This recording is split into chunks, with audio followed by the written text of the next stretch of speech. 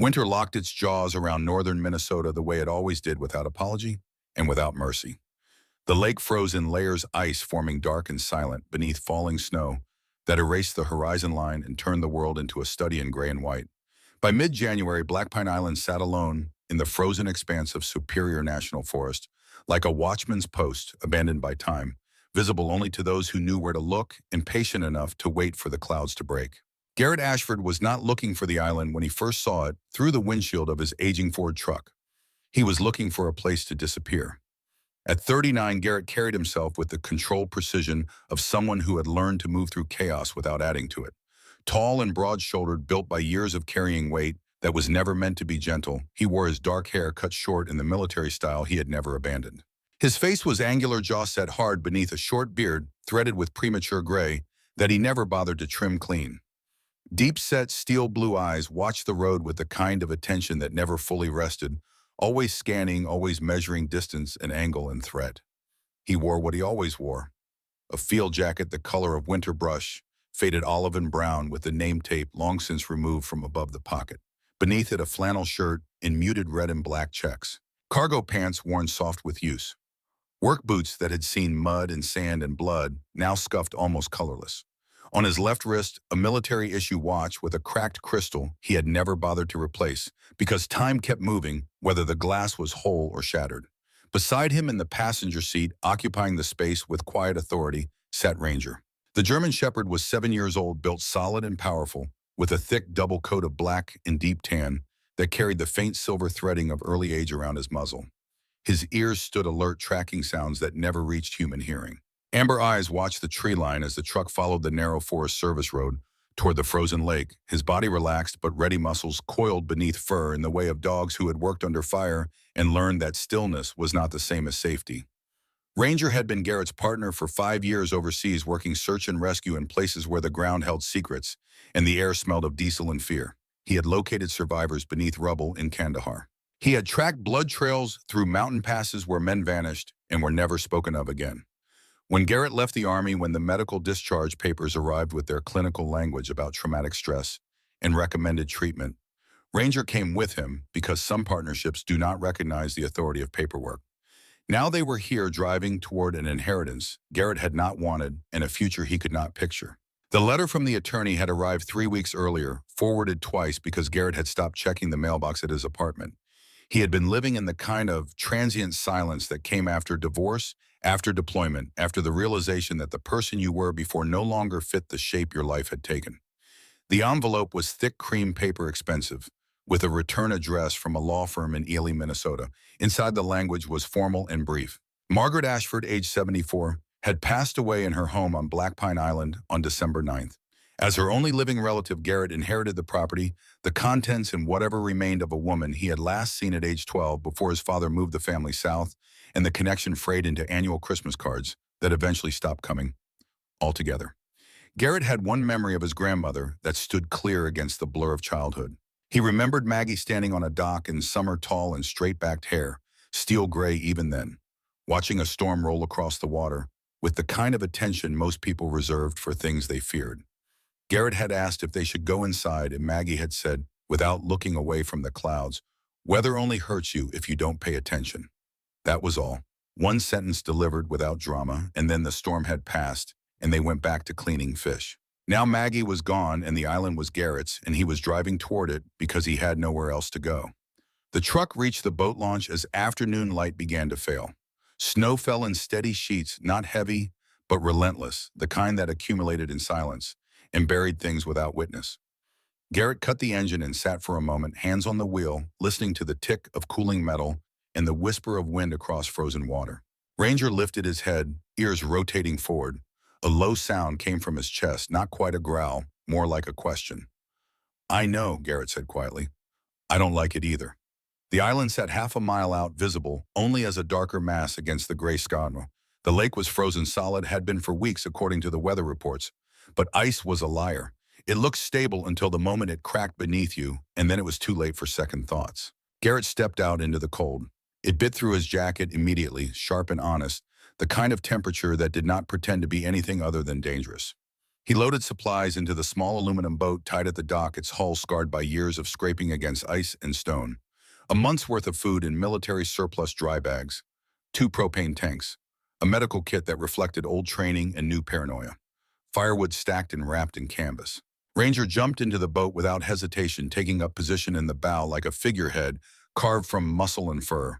The outboard motor coughed twice before catching, then settled into a rough idle that sent vibration through the hull. Garrett pushed off from the dock and pointed the boat toward the island, steering carefully through lanes of open water where the current kept ice from forming thick. The hull bumped against floating plates of frozen lake, each impact a reminder that this was not a place that welcomed carelessness. Halfway across, Ranger went rigid. His body locked into a posture Garrett recognized from years of partnership. Ears forward, tail still, nose lifted to catch scent carried on wind that should not have been blowing from that direction. He was not alerting to danger. He was listening to something beyond the range of human senses, processing information in ways Garrett had learned to trust even when he could not understand. "What is it, boy?" Ranger did not move, his eyes fixed on a point to the east where the forest pressed close to the shoreline and shadows gathered beneath the pines. Then, as suddenly as it had come, the tension released. He sat still watching, but no longer braced for whatever he had sensed. Garrett scanned the tree line. Nothing moved. No tracks marred the snow. The forest stood silent and indifferent, keeping whatever secrets it held. The boat scraped against the island's shore with a sound like protest.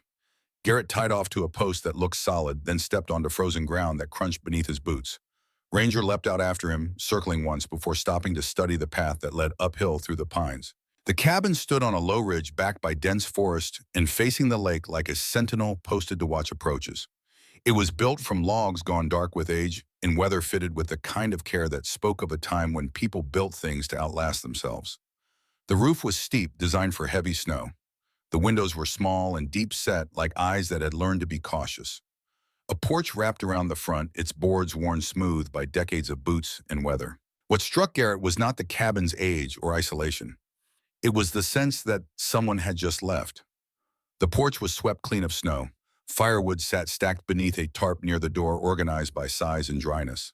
A pair of oil lanterns hung from hooks, their glass chimneys polished and ready. The door itself was unlocked, the handle turning easily beneath Garrett's gloved hand.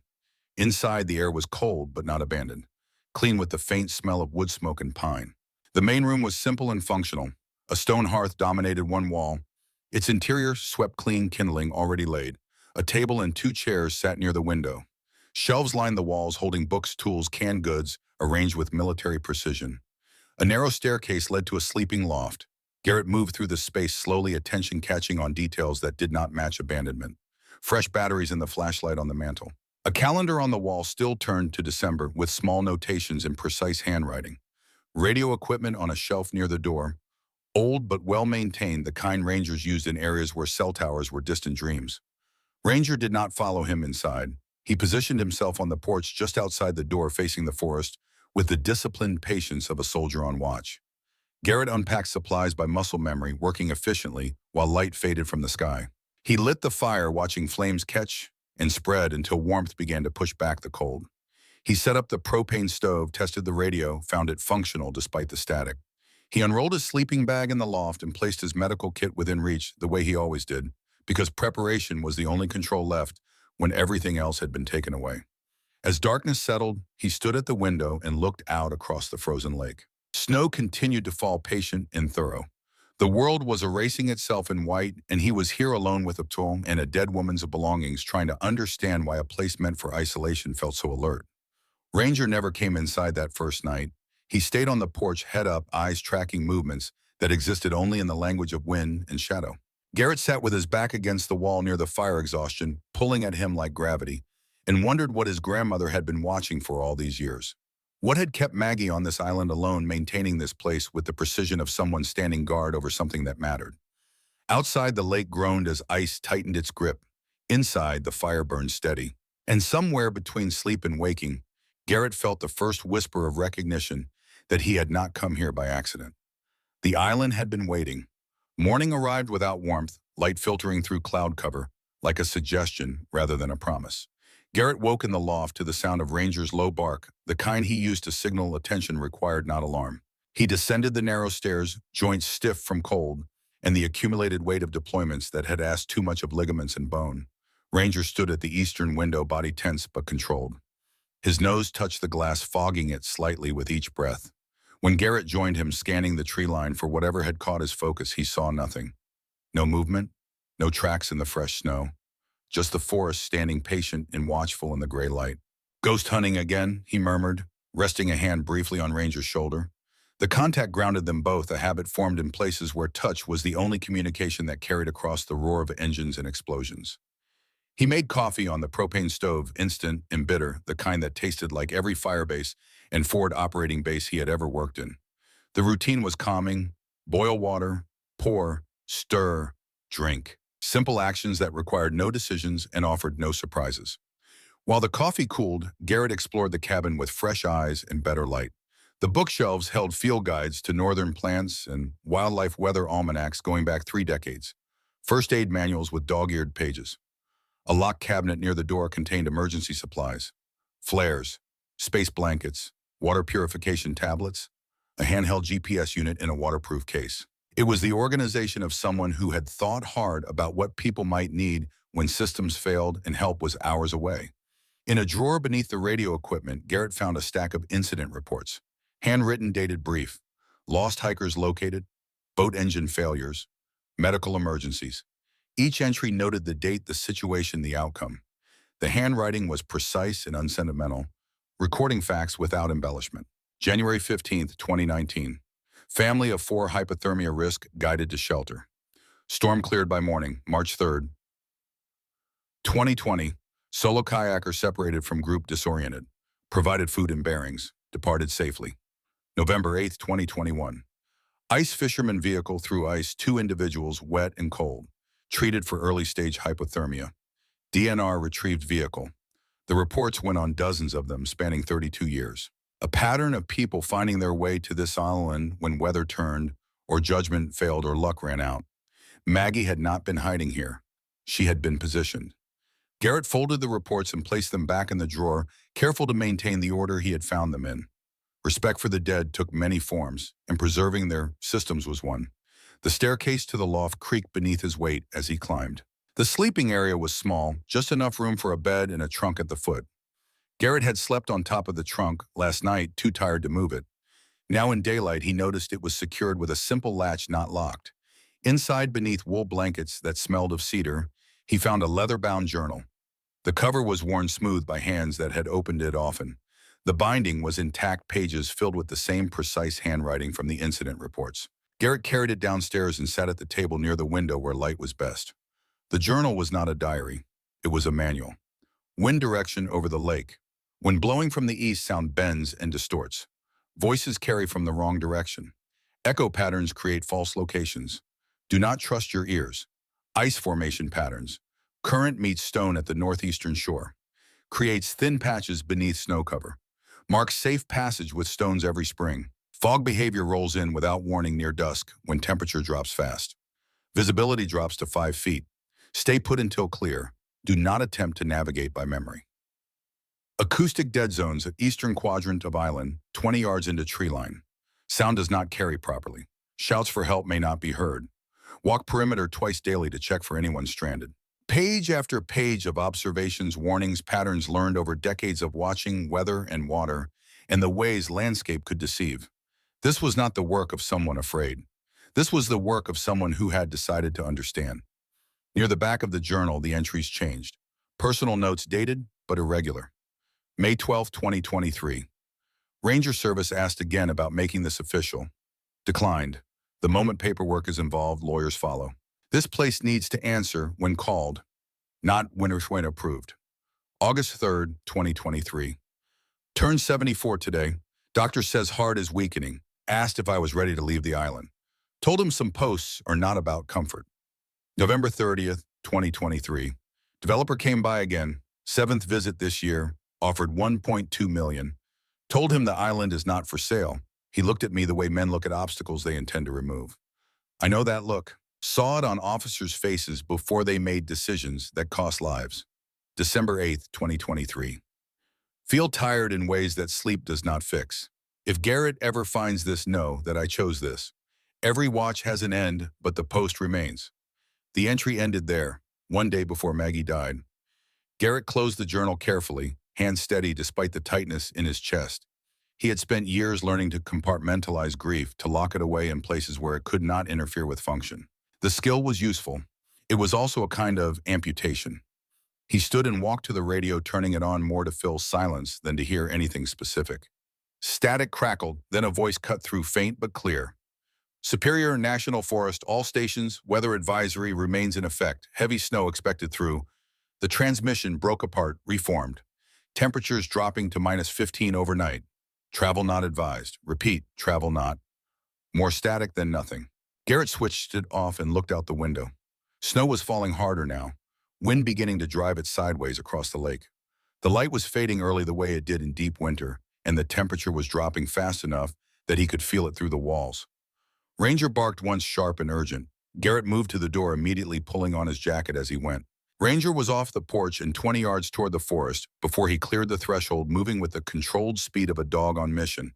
He stopped at the edge of the trees, looking back once to make sure Garrett was following, then plunged into the snow. Garrett followed because there was no other choice. Ranger did not false alert. If he had found something, it needed finding. The forest was darker beneath the canopy snow, filtering through branches in a way that made depth hard to judge. Ranger moved in deliberate diagonals, avoiding areas where the ground dropped away or snow had drifted deep over hidden obstacles. Garrett trusted his path, stepping where he stepped, using his movement as a map. They were 50 yards in when Ranger stopped beneath a fallen spruce and began to dig. Snow flew backward in clean arcs as he excavated with focused urgency, not frantic but determined.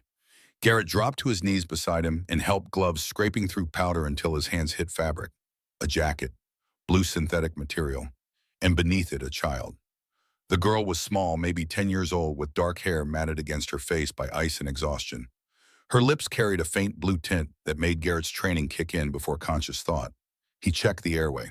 Clear, breathing, shallow but present, pulse weak but steady. "Stay with me," Garrett said, voice calm despite the adrenaline spiking through his system. The words were for himself as much as the child, a reminder that this was something he knew how to do. "You're okay. I've got you." Ranger lay down immediately alongside the girl, pressing his full weight against her legs and torso, sharing heat the way he had been trained to do in mountain rescues when blankets were not enough and time was measured in minutes. Garrett stripped off his own jacket and wrapped it around the child, then lifted her carefully. The girl weighed nothing, all bone and cold skin, and the terrible fragility of a body shutting down to preserve core temperature. The walk back to the cabin took 10 minutes that felt like hours. Ranger led breaking trail through snow that was falling heavier, now wind beginning to scream through the trees in a way that promised the storm was just beginning. Inside, Garrett moved on autopilot. Lay the girl near the fire, not too close. Strip wet clothes, layer dry blankets, careful not to shock cold skin with sudden heat. Check vitals again. Breathing improving, pulse strengthening, color returning in uneven patches. Ranger positioned himself alongside the girl, body radiating warmth, amber eyes soft in a way Garrett had only seen when he was working with the injured. The girl's eyes fluttered open, brown unfocused, tracking Ranger first before settling on Garrett's face. "Bryn," she whispered, voice barely there. "Bryn Calloway." Garrett nodded once, keeping his expression calm and steady. "You're safe, Bryn. I'm Garrett. This is Ranger." Ranger's tail thumped once against the floor, then stilled. "Professional. Present." Bryn's fingers moved, seeking contact, and found fur. She gripped it the way drowning people grip lifelines, holding on as if letting go meant disappearing. Between sips of warm water and long pauses where exhaustion pulled at her, the story emerged in fragments. Camping trip. Her parents, Owen and Claire Calloway. Storm came faster than forecast. GPS failed. Dad went for help. Mom said stay in the tent. But the wind took the tent, and Bryn tried to follow footprints that vanished as she stepped. Everything looked the same, white and cold and endless. Garrett listened without interruption, recognizing the cadence of panic and the way it bent time until minutes felt like days and hours collapsed into moments. When Bryn finally slept, color fully returned to her cheeks, Garrett sat back and let himself breathe. Ranger watched him with those amber eyes that had seen him break down in Kandahar. After losing 3 soldiers to an IED, had sat with him through nights when sleep meant nightmares and waking meant remembering. He had never judged. He had simply stayed. "Good boy," Garrett said quietly. His tail thumped twice. Outside, the storm intensified. Wind hammered the cabin and snow fell so thick the tree line disappeared behind white curtains. Garrett tried the radio, got only static. He checked supplies. Enough food for a week. Enough firewood for longer if he was careful.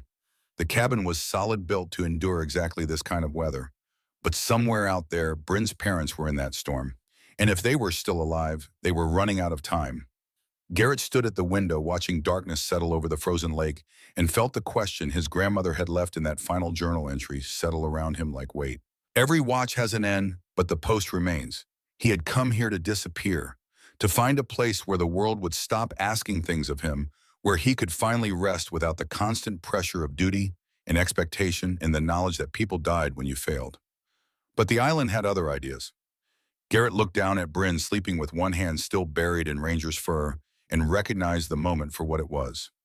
A choice, the kind that could not be unmade once spoken. He could call for help and wait. He could let others take responsibility. He could protect himself from the risk of failing again. Or he could do what Maggie had done. Stand post, keep the watch, answer when called. Ranger lifted his head, eyes steady on Garrett's face. Not judging, not demanding, just watching, waiting. Garrett took a slow breath, feeling something shift inside his chest. Not healing, not yet. But maybe the first step toward remembering who he had been before loss taught him that caring was just another word for eventual grief. All right, he said to the room, to the ghost of a grandmother he barely remembered. All right, he added wood to the fire, checked Bryn's pulse again, pulled on his spare jacket and stepped onto the porch with a handheld spotlight. The storm swallowed the beam almost immediately, but he turned it on anyway, sweeping it across the frozen lake in slow arcs. A signal, a promise, a light left burning in the dark. When he came back inside, Ranger had moved to the eastern window ears forward, reading something in the wind that Garrett could not hear. The night stretched ahead long and uncertain, but the cabin held, the fire burned. And somewhere in the mathematics of snow and wind and human endurance, two people were either finding shelter or running out of time. Garrett had learned in a desert half a world away that some questions do not get answered until morning. You could not control the outcome. You could only control the preparation. He sat at the table with Maggie's journal open and began to read the sections on winter rescue protocol, committing details to memory, the way he once memorized medical procedures and evacuation routes. Outside, the storm raged. Inside, a child slept safe beside a dog who had decided she was worth protecting. And on the table beneath the warm glow of firelight, words written in careful handwriting, 3 weeks before death, if Garrett ever finds this, know that I chose this. Every watch has an end, but the post remains. Garrett traced the sentence with one finger, feeling the slight indentation where pen had pressed into paper. He had come here looking for an ending. Instead, he had found a beginning. The island was not a place to hide. It was a place to stand.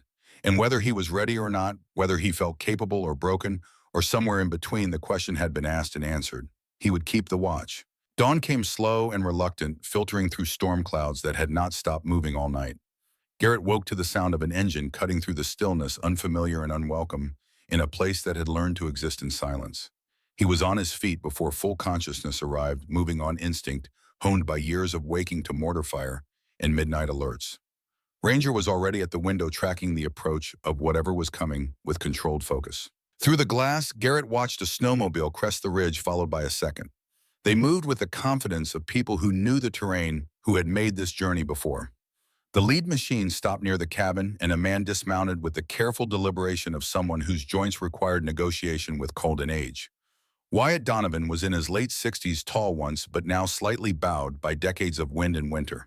His beard was iron gray, trimmed short, and his face carried the deep lines that came from long habits of squinting into weather. He wore a ranger's coat faded almost to brown-green, scarred by years of branches and ice. When his eyes settled on the cabin, he stopped, completely breathing slow, as if greeting something that had outlived him.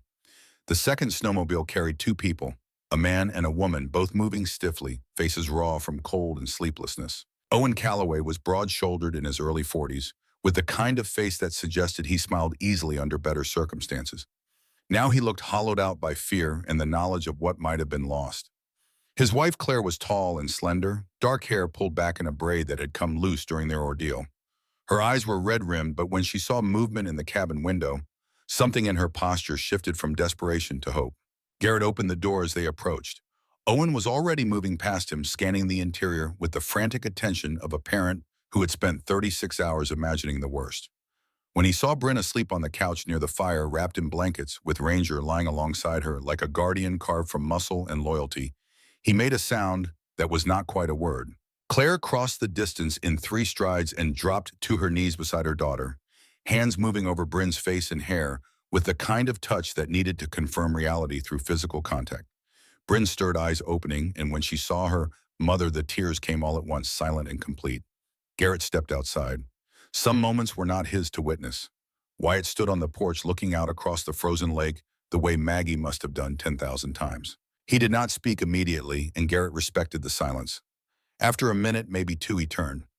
"You're Maggie's grandson," he said. Not a question. His voice was low and steady, shaped by years of speaking into wind. Garrett Ashford. "Wyatt Donovan, Superior National Forest Ranger Service." He studied Garrett with the kind of attention that took inventory without judgment. "Maggie told me about you, said you were Army, medic." "Was. But you knew what to do last night." Garrett shrugged. "Training doesn't leave just because the uniform does." Wyatt nodded slowly, then looked back at the cabin. 47 people, he said quietly. "That's how many your grandmother pulled out of bad situations over 32 years on this island. Never made it official, never asked for recognition, just kept the watch and answered when someone needed help." The number settled between them, heavy with implication. 47 lives that would have ended if someone had not been watching, had not cared enough to prepare and position and wait. "How did she die?" Garrett asked. Wyatt's jaw tightened. Heart gave out. December 9th, middle of a storm. She had just brought in a family of 3, hypothermic, lost for 18 hours. Got them stable, called it in to me, then collapsed while she was putting more wood on the fire. He paused. "By the time I got here, she was gone. The family lived. That's what mattered to her." "She chose it," Garrett said, remembering the journal entry. "She did, same way she chose everything else. Maggie didn't do anything halfway." Wyatt pulled something from his coat pocket. 2 handheld radios, military surplus, the kind that worked when cell towers failed. "These are for you, if you're staying." "I haven't decided." "The island already decided. You just haven't accepted it yet." He set the radios on the porch railing.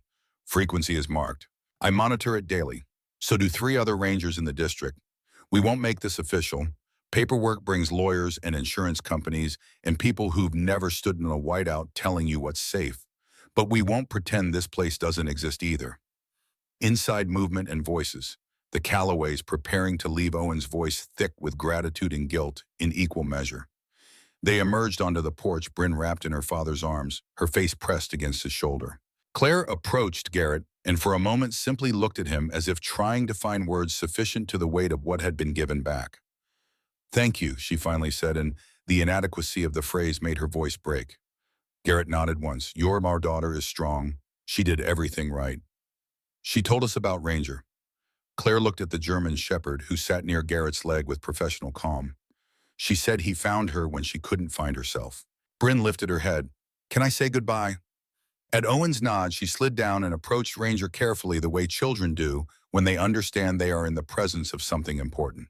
She knelt and wrapped her arms around his neck, burying her face in his thick fur. "Thank you," she whispered. "You saved me." Ranger's tail thumped once against the porch boards. He remained still, patient, allowing the embrace with the grace of dogs who understand they are being entrusted with something fragile. When Bryn stood, she looked at Garrett. "Will you be here if someone else gets lost?" The question landed with unexpected weight. Garrett felt Wyatt watching him, felt the pull of a decision he had thought he was avoiding, but had perhaps already made somewhere in the dark hours of the previous night. "I'll be here," he said. They left on the snowmobiles, Bryn riding with her father, looking back until the cabin disappeared behind the tree line. Wyatt lingered a moment longer. "Maggie kept records," he said, "detailed ones. You'll find them useful." He paused at the steps, then added, "She also kept a camera, motion activated, installed it 2 years ago after someone started showing up uninvited. Footage is on a hard drive in the locked cabinet near the radio. She told me if anything happened to her, make sure you saw it." Then he was gone, engine fading into distance, and Garrett was alone again with Ranger in a cabin full of questions. He found the hard drive exactly where Wyatt said it would be, tucked in a waterproof case behind the emergency flares. The camera itself was mounted discreetly above the porch, angled to capture anyone approaching the front door. Garrett connected the drive to his laptop, an old military-issue machine that had survived more deployments than he cared to count, and began reviewing footage. The timestamps went back 18 months. Most entries were unremarkable.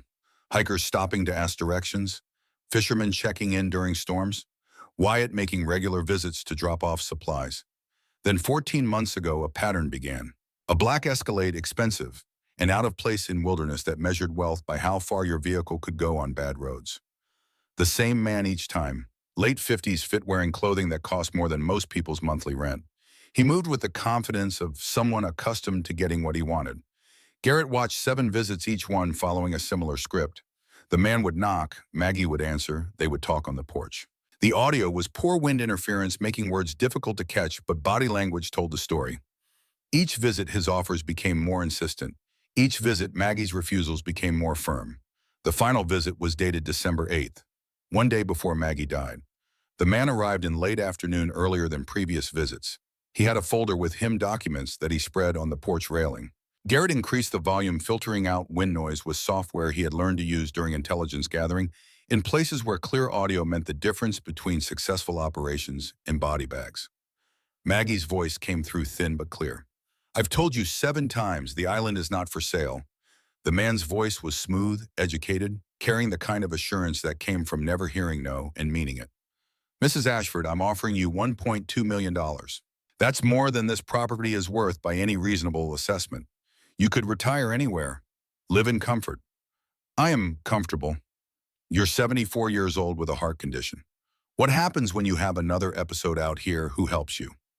Silence, long enough that Garrett could see Maggie's posture shift, could read the recognition that this man knew things he should not know. Private things, medical things. "How do you know about my heart?" Maggie's voice was steady, but something had changed, wariness creeping in. "I make it my business to know what I'm dealing with." "Mrs. Ashford, be reasonable. This island will kill you if you stay. Take the money. Live. Get off my property." The man gathered his papers slowly, making a show of patience. "This is your last chance. After this, the offer drops. Way down. And if you have another health incident, if you become incapacitated, the county will declare this property abandoned. I'll buy it from them for a fraction of what I'm offering you now." He left. Maggie stood on the porch for a long time after the engine faded, one hand pressed against her chest. Less than 24 hours later, according to the timeline Wyatt had given, she would be dead. Garrett sat back from the laptop, hands clenched into fists, jaw tight. The man had known about Maggie's heart condition, had used that knowledge to pressure her, had essentially told her that stress would kill her, then deliberately created more stress. Whether or not it qualified as a crime under law was debatable. Whether it was murder by any moral measure was not. He ran the man's face through reverse image search using databases he still had access to, through veteran networks that did not ask too many questions about why you needed information. The results came back in under a minute. Lawson Garrett, 56, CEO of Garrett Development Corporation, specializing in luxury wilderness resorts. Net worth estimated at $200 million. Properties across Minnesota, Wisconsin, Michigan. Known for aggressive acquisition tactics. 3 lawsuits settled out of court involving allegations of intimidation and property manipulation. No criminal record. But then men like Garrett rarely had criminal records. They had lawyers. Garrett copied the footage to 3 separate drives, encrypted each one, and sent one to a secure cloud backup he maintained for exactly this kind of situation. Then he sat at the table with Maggie's journal open and began cross-referencing entries. The pattern was clear. Lawson Garrett had not just been persistent, he had been predatory. Gathering information, identifying weakness, applying pressure at precisely calculated intervals. And when Maggie refused one final time, he had left her alone, knowing that stress and exertion could trigger the cardiac episode that would remove the obstacle he could not buy his way past. Garrett closed the journal and looked out the window. Snow was falling again, light this time, drifting down like punctuation. The lake stretched away in frozen stillness. Peaceful. Deceptive.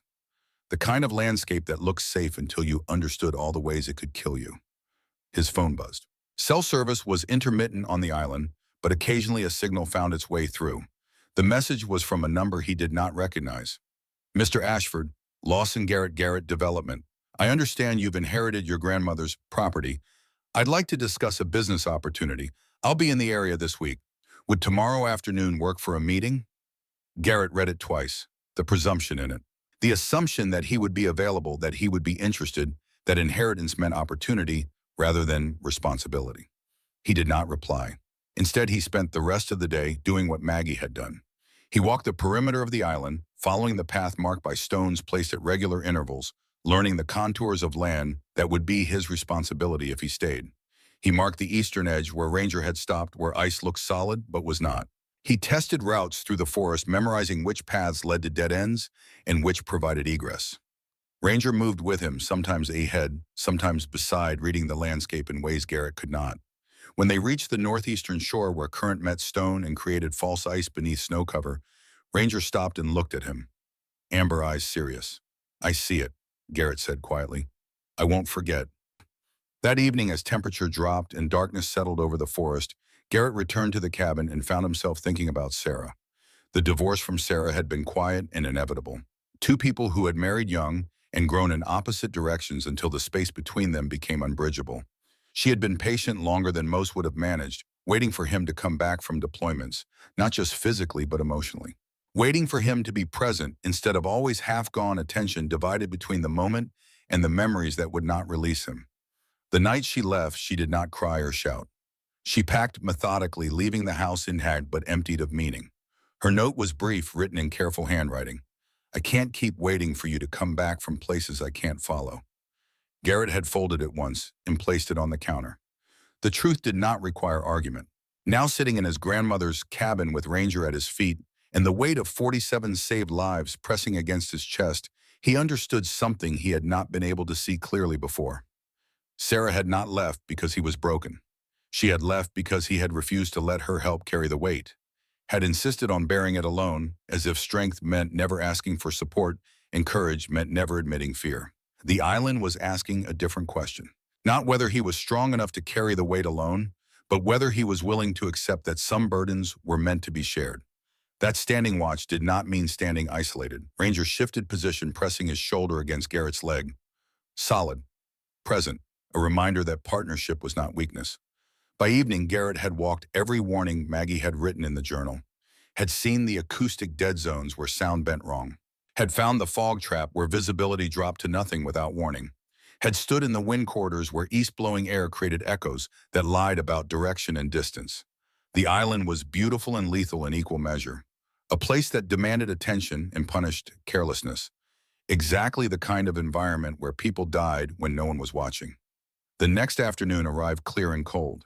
Garrett was splitting firewood behind the cabin when he heard the engine. Not a snowmobile this time, something heavier. He walked around to the front and watched a black Escalade navigate the rough forest road that led to the shore access point. It should not have been passable. Someone had plowed it recently. Lawson Garrett stepped out wearing a jacket that probably cost more than Garrett's truck boots, that had never seen mud, and sunglasses that reflected the landscape back at itself.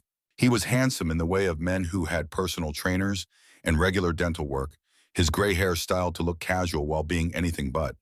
He saw Garrett and smiled. The expression did not reach his eyes. "Mr. Ashford, Garrett, if I may. I'm Lawson Garrett." He approached with his hand extended, confident in the assumption it would be shaken. Garrett did not take it. He stood with his arms loose at his sides, weight balanced the way he used to stand during patrols, when the situation was unclear and threat assessment was ongoing. Lawson's hand lowered, his smile remained. "I apologize for the intrusion. I tried calling. I got your message." "Then you know why I'm here. Your grandmother and I had been negotiating the sale of this property. I'd like to continue that conversation with you." "My grandmother wasn't negotiating. She was refusing." Semantics." He pulled out a folder, the same kind Garrett had seen in the video footage. "I'm prepared to offer you $800,000. Cash. Quick close. You can be anywhere in the world in 30 days with enough money to live comfortably for years. The island isn't for sale." Lawson's smile tightened fractionally. "Garrett, may I be frank? This place is in the middle of nowhere. It has no utilities, no road access, no practical value except to someone with vision. I have that vision. I can turn this into something that brings jobs to the area, revenue to the county, opportunities for people who need them. It already brings opportunity to people who get lost, who need shelter, who would die without it." "Ah, yes, the rescue station." He said it with the tone of someone humoring a child's fantasy. "Very noble, Also completely unlicensed, uninsured, and illegal under about 15 different county and state regulations. One lawsuit from someone who gets hurt on your property and you lose everything. I'm offering you a way out before that happens. Ranger emerged from inside the cabin, moving with the deliberate calm that preceded action. He positioned himself between Garrett and Lawson, not aggressive, simply present, a statement of boundary and intent. Lawson took a step back. That's quite a dog. German Shepherd, retired military working dog, trained in protection and threat assessment. I see. Lawson's eyes moved from Ranger to Garrett, recalculating. Look, I understand you're sentimental about this place. It belonged to your grandmother. But sentiment doesn't pay bills. $800,000 does. You offered my grandmother $1.2 million 3 weeks before she died. The statement landed in silence. Lawson's expression did not change, but something behind his eyes shifted. Recognition that Garrett knew more than he had anticipated. Market conditions fluctuate, he said smoothly. You told her the stress would kill her. Then you stressed her until it did. Your grandmother had a heart condition. Tragic, but not my responsibility. You knew about the condition. You used it as leverage. Then you left her alone when she needed help. Lawson's smile disappeared completely. When he spoke again, his voice carried an edge that had been absent before. Careful, Mr. Ashford. Accusations like that require proof. And even if you had proof, which I very much doubt, the world is full of lawyers who can make uncomfortable facts disappear. I have footage. Footage of what a business conversation your grandmother was a competent adult making her own decisions. If those decisions led to stress, that's unfortunate, but it's not criminal. He closed the folder with a snap. I'm trying to be reasonable here, but my patience has limits. 800,000, take it or leave it. Leave. Lawson's jaw tightened. You're making a mistake. This island is isolated. Accidents happen in isolated places. Equipment fails. Weather turns. People get hurt. He let the words hang, not quite a threat, but close enough. Think about it. You've got my number. He turned and walked back to the Escalade, movements sharp with controlled anger. The engine roared to life louder than necessary, and the vehicle disappeared down the forest road with speed that spoke of restraint, finally released. Garrett stood on the porch long after the sound faded, feeling the weight of what had just been confirmed. Lawson was not just aggressive, he was dangerous. The kind of dangerous that came wrapped in expensive suits and legal protection, the kind that knew exactly where the line was and how to operate just beside it. Ranger pressed against his legs, solid and warm. I know, boy, Garrett said quietly. I don't like him either. That night, sleep would not come. Garrett lay in the loft, listening to wind move through the pines and the groaning of ice on the lake, thinking about 47 people who had lived because Maggie stayed and about how many would die if Lawson turned this place into something that valued profit over presence. Around 2 in the morning, a sound pulled him from half sleep. Not wind, not ice. Something deliberate. He was downstairs in seconds, pulling on boots, reaching for the flashlight. Ranger was at the door, hackles raised in a way Garrett had not seen since Fallujah. The sound came from outside. Diesel engine idling somewhere beyond the tree line. Close enough to be intentional. Far enough to maintain deniability. Garrett opened the door carefully, flashlight ready. The beam caught movement near the eastern edge of the clearing. 2 figures, not approaching directly. Circling, testing. He stepped onto the porch, Ranger at his side, both of them reading the situation with the practiced calm of soldiers who had learned that panic got you killed faster than bullets. You're on private property, Garrett called out, voice carrying the command tone that worked better than volume. The figures stopped. One of them laughed, the sound harsh in the cold air. Just passing through, a voice called back. Heard there was good ice fishing around here. There isn't. And the ice is dangerous at night. You should leave. Awful isolated out here. What happens if we don't want to leave? Who helps you? Ranger's growl rolled out like distant thunder, a sound that resonated from deep in his chest. He moved to the edge of the porch, body language, shifting from alert to ready. This was not the dog who gently comforted a lost child. This was the guy who had cleared buildings under fire and protected his partner through ambush zones where hesitation meant death. Garrett kept his voice level. My dog is trained to protect. He's also trained to remember. If you don't leave right now, he will remember your scent, your voices, your faces. And if you ever come back, he won't wait for my command. One of the men shifted, uncertainty creeping into his posture. The other held his ground, but barely. Just wanted to make sure you knew what you were getting into, the first one said. Accidents happen on islands, especially in winter. You be careful out here. They retreated to a truck parked just beyond the clearing, doors slamming, engine starting. Garrett memorized the license plate in the 3 seconds before they killed the lights and drove away.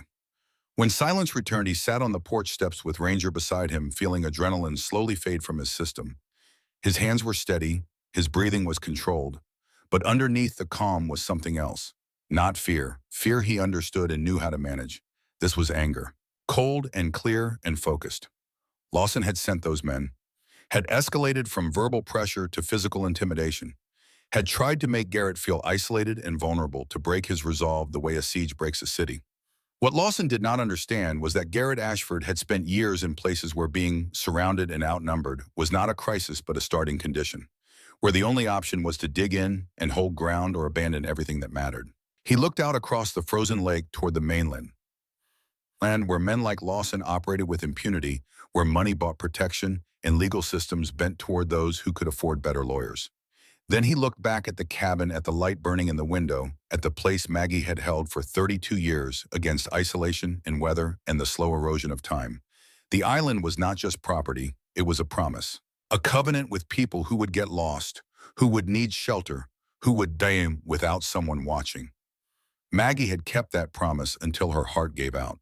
Garrett would keep it until something broke that could not be repaired. He stood, walked inside, and picked up one of the radios Wyatt had left, keyed the transmit button, and waited for the squelch break that meant someone was listening. "Wyatt, this is Garrett Ashford on Black Pine Island. We need to talk about Lawson Garrett. And I need you to help me understand how to fight someone who thinks money makes him untouchable." The radio crackled, then Wyatt's voice steady and unsurprised. "Copy that, Garrett. I'll be there at first light. And for what it's worth, Maggie asked me the same question 2 months before she died. I'll tell you what I told her. Men like Lawson are only untouchable until someone makes them visible, until someone shows the world what they really are. How do we do that? Carefully. And with proof. Get some rest. Tomorrow we start building a case." The radio went silent. Garrett set it down and looked at Ranger, who had settled near the fire, watching him with those amber eyes that had seen him at his worst and never wavered. "Looks like we're staying," Garrett said. Ranger's tail thumped twice against the floor. Outside, snow began to fall again, soft and steady. The light in the window burned yellow against the dark. And somewhere on the mainland, Lawson Garrett was learning that not everyone could be bought and not everyone broke when pressure was applied. The war had begun, but Garrett had fought wars before. And this time he was fighting on ground he understood, for a cause that mattered, with allies who knew what was worth protecting. This time he intended to win. Wyatt arrived with the dawn, bringing 2 thermoses of coffee and a banker's box full of documents that had the worn edges of evidence gathered over years. They sat at the table while gray light filtered through the windows, and Ranger maintained his watch near the door, patient and alert. "Maggie started keeping records on Lawson 18 months ago," Wyatt said, spreading papers across the scarred wood. "Every visit, every offer, every veiled threat. She was meticulous because she knew men like him count on people not being meticulous." The documents painted a picture of systematic harassment disguised as business persistence. Dates, times, witness statements from hikers who had seen the black Escalade making repeated trips to the island. Photographs of Lawson's vehicle parked at odd hours, sometimes staying for minutes, sometimes for over an hour. "To be opened if anything happens to me. To be opened if anything happens to me." Garrett broke the seal carefully. Inside was a letter, brief and direct in the way Maggie seemed to approach everything. "If you're reading this, I'm gone. Lawson Garrett has been trying to buy this island for 2 years. I've refused every time. He knows about my heart, knows the work I do here puts strain on it. The last time he visited, he told me explicitly that stress would kill me faster than age. Then he created more stress. I don't know if that's murder under law, but it's murder in truth. The camera footage is evidence. The medical records are evidence. My refusal to sell documented in writing is evidence. Don't let him win. Don't let this place become another empty monument to profit over people. Every watch has an end, but the post remains. Margaret Ashford." Wyatt read over Garrett's shoulder, jaw tight. "She knew," he said quietly. "She knew what he was doing, and she documented everything because she knew someone would need to finish what she started." "Can we prosecute him?" Garrett asked. "For elder abuse, for harassment?" "Maybe, probably not successfully. Men like Lawson have lawyers who can argue that business negotiation isn't harassment, that stress is subjective, that correlation isn't causation." Wyatt tapped the camera footage documentation. "But we can make him visible. We can show people what he is. And in a small community like this, reputation is currency. Destroy that, and his development projects die with it. How about carefully and with allies? Wyatt pulled out his phone and made 3 calls in quick succession. Each conversation was brief, coded in the shorthand of people who had worked together long enough that full sentences were unnecessary. Over the next hour, the cabin filled with people Garrett had not met but who knew him by inheritance. Lenora Calloway arrived first, Bryn's grandmother, a woman in her 70s with steel gray hair and eyes that had seen enough of life to be neither impressed nor intimidated by wealth. She brought homemade bread and the kind of quiet fury that comes from nearly losing family to preventable danger. "Maggie saved my granddaughter," she said simply. "Whatever you need, you have it." Owen and Claire Calloway came next, bringing their daughter, who immediately went to sit beside Ranger, her hand finding familiar comfort in his fur. Owen carried a laptop and professional camera equipment. "I work for KSTP Twin Cities News," he explained, "local investigative segment. We've been wanting to do a story on predatory development in wilderness areas. If you're willing to go on record, I can get this in front of 500,000 viewers." The last to arrive was someone Garrett had not expected. A woman in her mid-50s, angular and intense, with short, dark hair threaded with gray and eyes that cataloged everything with professional precision. She wore practical outdoor clothing and moved with the contained energy of someone who had learned to channel anger into action. "Dana Winters," she introduced herself. "Environmental lawyer. I represented 3 property owners Lawson squeezed out over the past 5 years. Lost all 3 cases because I couldn't prove coercion, just aggressive negotiation." She set her briefcase on the table. "But I've been building a pattern of behavior file. If your grandmother's evidence is as detailed as Wyatt says, we might finally have enough to bring a civil case that sticks." They spread everything out: camera footage, medical records, incident reports showing Maggie's rescue work, witness statements from people she had saved, documentation of Lawson's 7 visits and escalating offers, the timeline that showed his final visit coming just hours before her fatal heart episode. Dana reviewed it all with the cold focus of someone assembling a weapon. "This is good," she said finally. "Better than good. But civil cases take years and cost money you probably don't have. Even if we win, Lawson pays a fine and moves on to the next target." "Then what?" Garrett asked. "We make him toxic. We make it impossible for him to operate in this region without everyone knowing exactly what kind of man he is." Dana looked at Owen. "Your news piece goes first. Human interest angle. Heroic grandmother dies saving lives while greedy developer tries to shut her down. You don't accuse directly, just present facts and let viewers draw conclusions." Owen nodded. "I can have it ready to air in 72 hours. "Too slow," Lenore said. "He sent men to threaten Garrett last night. He's escalating. We don't have 72 hours. Silence settled over the table.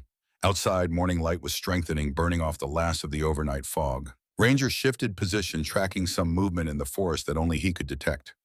Bryn spoke up, her voice quiet but certain. "My teacher showed us how to live stream on social media for a school project. You don't need a TV station. You just need a phone and people watching." Everyone turned to look at her. The child who had nearly died 3 days ago now offering the solution adults had missed while pursuing traditional channels. Owen caught on first. "She's right. Facebook Live, YouTube streaming. We could set it up in an hour. If Lawson is willing to meet, if we can get him talking on camera without him knowing he's being broadcast, he'll incriminate himself," Dana finished. "These guys always do when they think they're in control of the situation. Get him comfortable, get him bragging about his leverage and his methods, and let the public see what predatory development looks like up close." "He won't come just because we ask," Garrett said. "He thinks I'm isolated and vulnerable. He'll only show up if he believes he's winning." Wyatt smiled, a thin expression with no warmth in it. "Then we make him think exactly that. We make him think you're ready to sell." The plan came together with the efficiency of people who understood that justice often required theater. Garrett would send Lawson a message saying he had reconsidered, that the isolation and threats were too much, that he was ready to discuss terms. Lawson would come confident in his victory, ready to close the deal. And when he arrived, he would walk into a trap built from cameras and witnesses and his own arrogance. They spent the afternoon preparing. Owen set up 3 phones at different angles, testing streaming quality, making sure audio would capture clearly.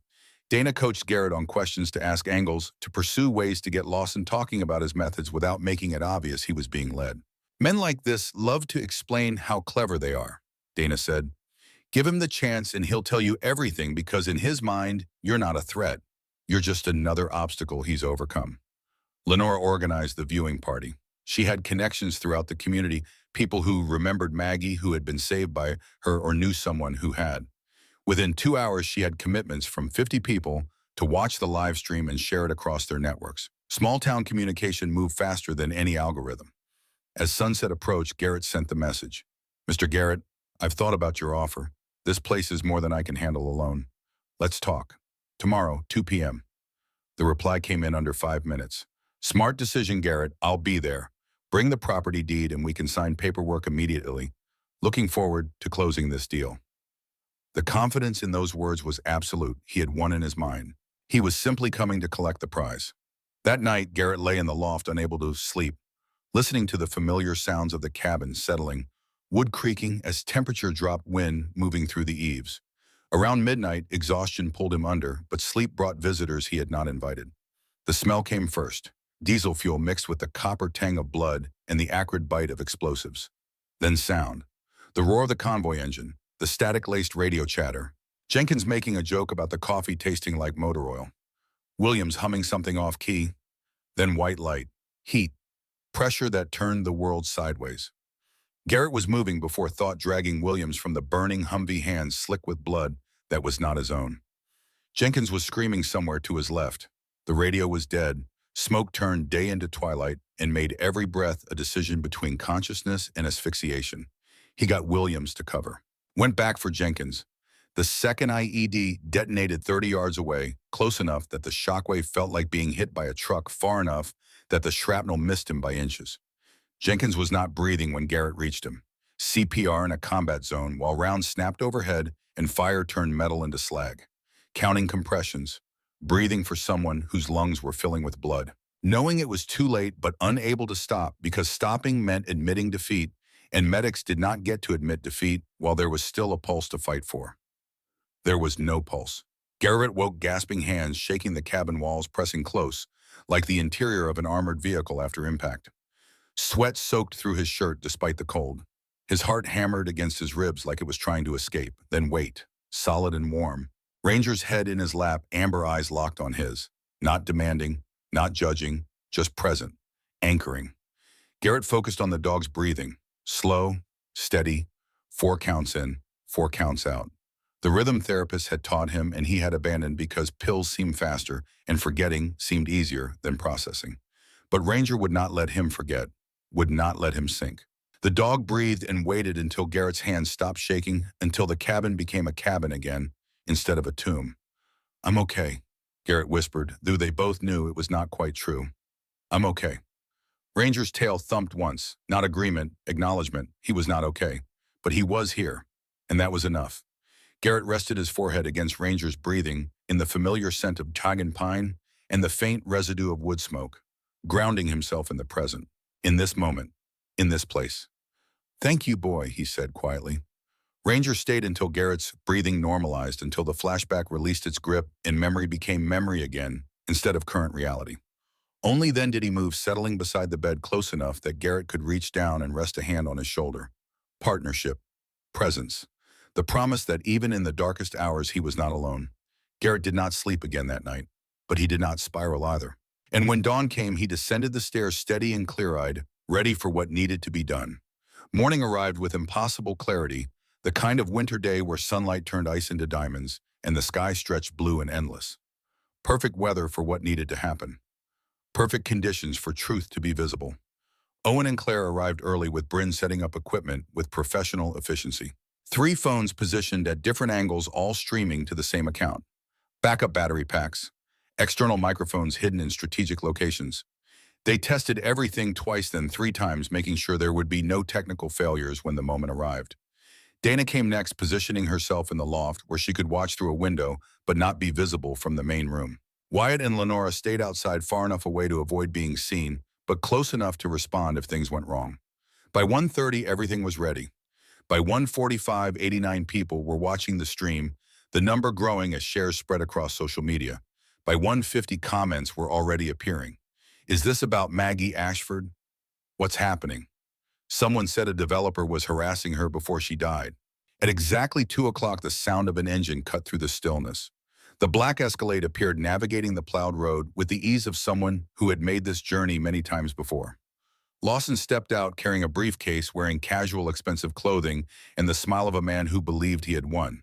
He approached the cabin with confidence, knocked once, and entered when Garrett opened the door. "Garrett," he said warmly as if they were old friends, "I'm glad you came to your senses.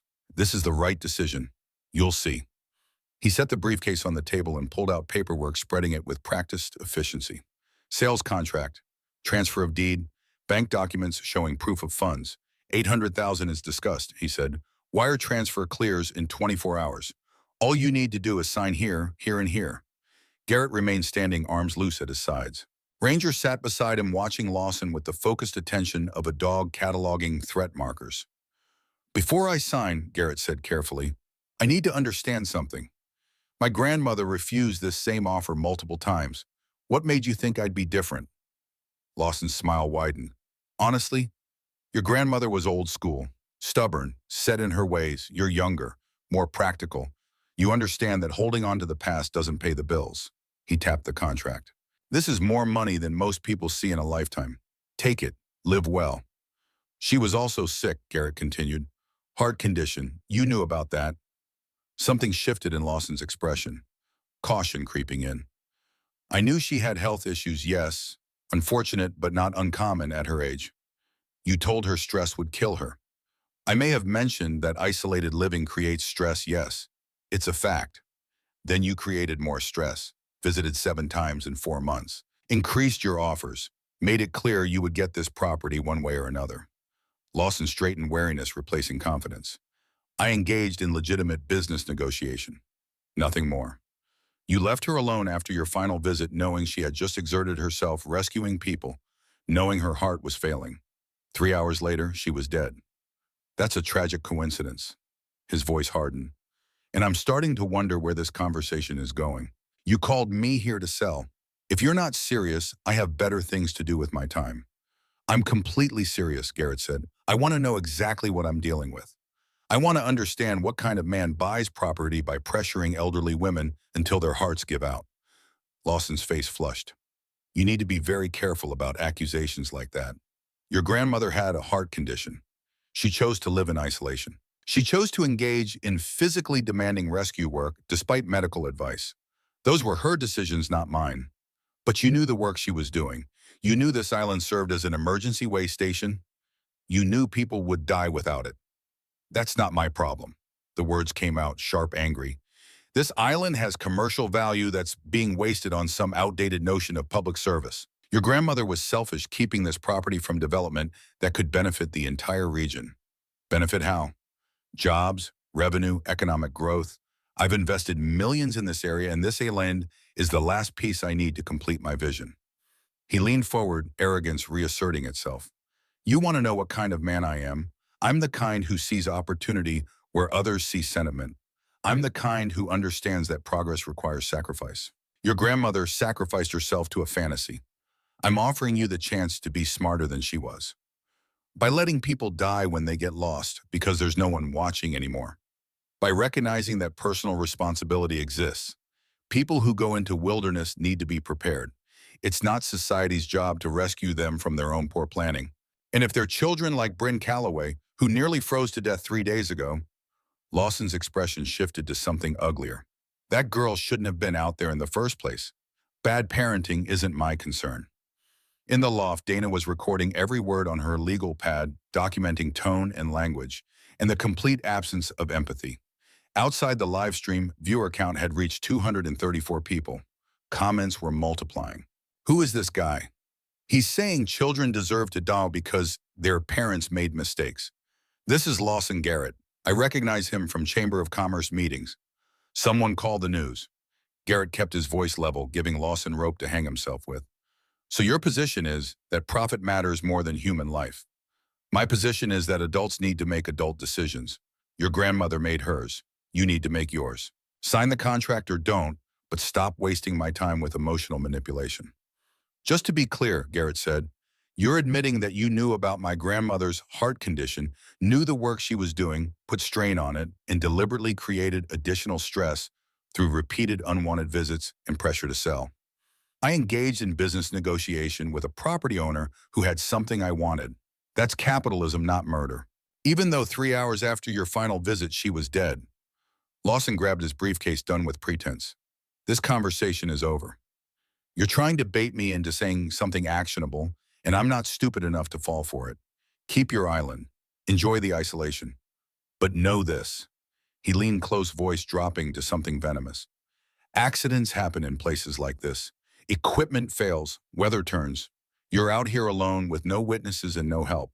Think about that before you go making accusations you can't prove. I have witnesses, Garrett said quietly. About 350 of them, actually. Lawson froze. What Owen stepped out from the side room phone and hand screen, showing the live stream with its climbing viewer count now past 400. Everything you just said was broadcast live to my Facebook account and YouTube channel. Every threat, every admission, every word. The color drained from Lawson's face. He looked from Owen to Garrett, to the phone, understanding arriving in waves of progressive horror. You can't, he started. That's entrapment. That's illegal recording. Minnesota is a one-party consent state, Dana said, descending from the loft with her laptop showing the same stream. Only one person in a conversation needs to know it's being recorded. Garrett knew. That's sufficient. And you weren't entrapped. You came here voluntarily and said everything of your own free will. Lawson's hands clenched into fists. I'll sue. I'll destroy you. The sound of engines cut him off. Through the window, 3 vehicles were visible approaching. Sheriff's Department SUVs moving with purpose. Wyatt appeared in the doorway, radio in hand. Called them 20 minutes ago when you started threatening Garrett on camera. Figured making terroristic threats while being live-streamed to 412 people might warrant official attention. The sheriff entered, a woman in her 50s with the kind of face that had seen everything and remained unimpressed by most of it. She looked at Lawson, then at the phone still streaming, then back at Lawson. Mr. Garrett, she said, we need to have a conversation about harassment, elder abuse, and threats of violence. You have the right to remain silent. I strongly suggest you use it. What followed was bureaucratic and inevitable. Lawson was read his rights. And the live stream kept running now with 563 viewers watching a wealthy developer being escorted to a sheriff's vehicle while trying to maintain dignity that had abandoned him miles back. By evening, the video had been shared 800 times. Local news picked it up. Regional outlets followed. By the next morning, it had gone viral, a perfect storm of wealthy villain, sympathetic victim, and dramatic confrontation that algorithms loved and audiences consumed with righteous fury. Garrett Development Corporation issued a statement. Lawson Garrett was stepping down pending investigation. All pending projects were under review. The company deeply regretted any harm caused to the Ashford family or the community of Superior National Forest. The legal machinery ground into motion. Criminal charges for harassment and making terroristic threats. Civil suits from Dana representing 3 previous victims who now had pattern of behavior evidence. Ethics complaints to the State Business Board. The kind of cascade that happens when someone who operated in shadows suddenly finds himself in spotlight.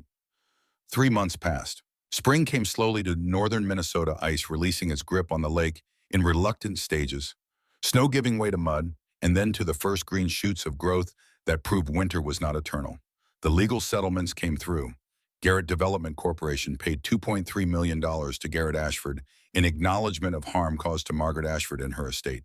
The company itself was restructured under new leadership after Lawson was convicted on harassment charges and sentenced to 5 years in federal prison. Superior National Forest officially designated Black Pine Island as an emergency way station, providing Garrett with a salary as part-time ranger and official recognition of the work Maggie had done for 3 decades without asking for acknowledgement or payment. Ranger received certification as an official search and rescue dog for the region, his military background and proven track record making the paperwork a formality. And on a morning in late April, when ice had finally left the lake and birds had returned to sing territories into being, Bryn Calloway arrived with her parents and grandmother carrying a painting she had made. It showed the cabin on its ridgelight, burning yellow in one window, and in the foreground, a man and a dog, both looking towards something beyond the frame that might have been sunrise or might have been hope. For you, Bryn said, handing it to Garrett, so you remember that someone will always need you to stay. Garrett took the painting, carefully feeling weight that had nothing to do with canvas and frame. I'm not going anywhere, he said. That evening he stood on the porch as sunset painted the lake in colors that had no names. Ranger beside him as always, both of them watching the tree line and the water and the sky with the attention of those who had learned that vigilance was its own kind of love. The light in the window behind them burned steady. The radio sat ready on the shelf. The firewood was stacked. The medical supplies were organized. Everything prepared, everything positioned, everything waiting for the moment when someone would need shelter and someone needed to be watching. Garrett had come to this island looking for a place to disappear, looking for an ending. Instead, he had found a beginning, a purpose, a way to turn grief and loss and all the broken places inside him into something that mattered. 47 people had lived because Maggie stayed, 48 if you counted Bryn. How many more would live because Garrett chose the same path, made the same commitment, kept the same promise he did not know, could not know, but he would be here when they needed him. The watch would continue. The light would stay on, always.